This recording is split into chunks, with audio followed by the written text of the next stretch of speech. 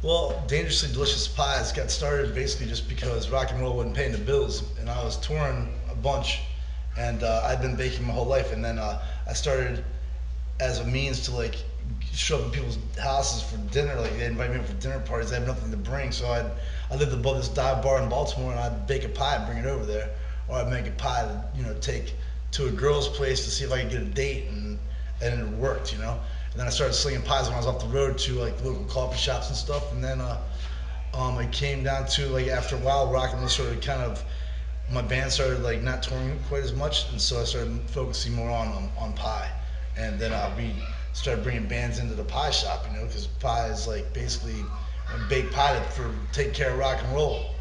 People come through town, get a fair shake, and pass Tadwell with some pies and hit the road. That's kind of like the way we did it. That's kind of how I survived on the road. I went on the road with the truckers for a few months, and drive-by truckers and me would cruise around. I made 60 pecan pies, put in my van with all of our equipment, hit the road, made pies that were like fresh pies like on the road, and I still had the pecan pies, and I went out for this long tour with those guys and never sold one slice of pie. I made a ton of pies and made a lot of friends. My places I stayed were way better, and it's just kind of always been music's what I live for. So anything that I'm gonna do is gonna have something to do with music. Make it better for me, make it better for other cats that are like associated with us.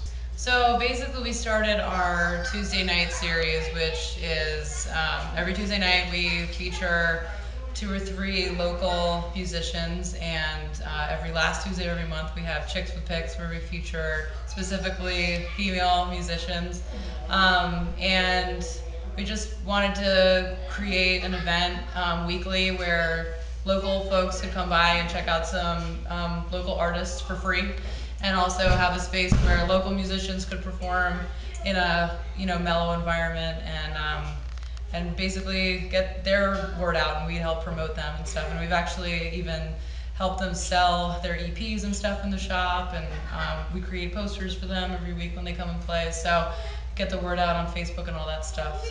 We started Pie Shop Studios, which is fully equipped rehearsal spaces. And we just wanted, it seemed like, well, first of all, DC definitely needs more rehearsal spaces. Bands are getting turned away from practice spaces all the time. And there's just not enough places anymore that are reasonably priced.